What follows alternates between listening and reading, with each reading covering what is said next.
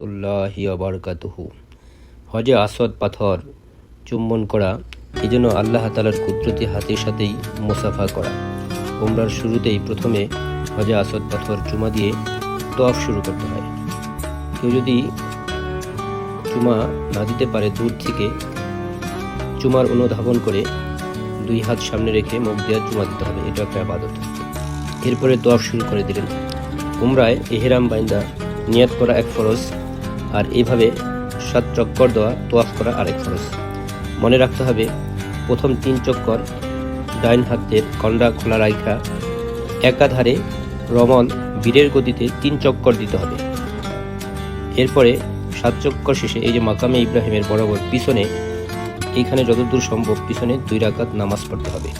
2 রাকাত নামাজে খেয়াল করতে হবে, সম্ভব হলে সূরা কাফিরুন আগে কুল হু আল্লাহ ইখলাস পড়ে। এরপরে মনে রাখতে হবে কয়েকটা জায়গা দোয়া কবুলের জায়গা: কাবাগরের দরজা, সাফা পাহাড়, মারওয়া পাহাড়, হাতিমে কাবা, কাবাগরের যেটা অংশ। এই যে উমরা তওয়াফ শেষ করে চলে যাব আমরা সাফা পাহাড়ে। সাফা পাহাড় থেকে মারওয়া পাহাড় পর্যন্ত আসলে একটা চক্কর হবে, আর এই সবুজ চিহ্নিত এই জায়গাটায় তাড়াতাড়ি পথ অতিক্রম করতে হবে। এরপরে চলে আসবেন মারওয়া পাহাড়ে। এই মারওয়া পাহাড় আবার চলে যাবেন সাফা পাহাড়ের দিকে। এইভাবে 7 চক্কর পুরা করবেন। 7 চক্কর শেষ হবে মারওয়া পাহাড়ে। আল্লাহ তাআলা আমাদেরকে আমল করার তৌফিক দান করুন। যে কেউ উমরা করবে, আল্লাহ তাআলা তাকে এরকমভাবে মাফ করবেন যেরকম কিনা নবজাতক শিশু, তার কোনো গুনাহ থাকতে পারে না। হাজি কখনো গরিব হইতে পারে না। আল্লাহ তাআলা হাজিকে সচ্ছল রাখবেন। আল্লাহ তাআলা হাজিকে মুস্তাজাবুদ দোয়া হিসেবে কবুল করে নেবেন।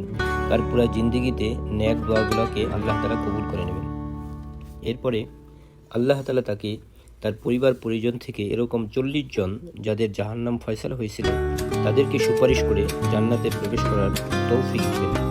আর আল্লাহ তাআলার মেহেরবানিতে হাজি যে টাকা খরচ করে, আল্লাহ তাআলা এর চেয়ে 10 গুণ দুনিয়াতে বসে ইজ্জতের সাথে তাকে খাবার খাওয়াবেন। সুতরাং অবশ্যই যাদের উপরে উমরা ওয়াজিব হয়েছে উমরা করব, হজ ফরজ হয়েছে হজ করব।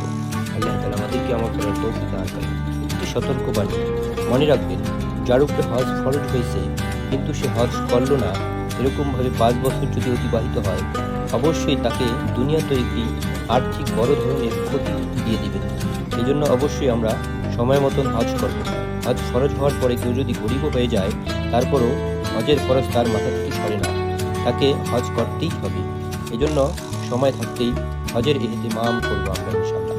হজ মূলত এমন একটি ইবাদত, সকল আম্বিয়া আলাইহিস সালামদেরকে আল্লাহ তাআলা 9 জিলহজ আরাফাতের ময়দানে অবস্থান অর্থাৎ হজ করার তৌফিক দিয়েছেন। আল্লাহ তাআলার ঘর বাইতুল্লাহে আসার তৌফিক দিয়েছেন, আর সেখানে আপনাকে আমাকেও আসার তৌফিক দিবেন। এটা তো বিশাল বড় একটা কপালের ব্যাপার। এই পথ অতিক্রম করে কে না আসতে চায় আল্লাহ তাআলার ঘরে, আল্লাহ তাআলার মেহমান হওয়ার জন্য। যে কেউ আল্লাহ তাআলার মেহমান হবে, আল্লাহ তাআলা অবশ্যই তাকে কিছু জিনিস দান করবেন। এর ভিতরে অন্যতম একটি জিনিস হলো, আল্লাহ তাআলা তাকে দুনিয়াতেও কখনো অসচ্ছল করবেন না, সচ্ছল ধনী করতেই থাকবেন। আর আখিরাতেও আল্লাহ তাআলা এর বিনিময়ে জান্নাত ছাড়া অন্য কিছুতে রাজি হবেন না। আল্লাহ তাআলা তাকে জান্নাত দান করবেন। আল্লাহ তাআলা এই হজের লাভ এবং ভয় ভীতি সম্পর্কে আমাদেরকে অনুধাবন করার তৌফিক দান করেন। আমিন।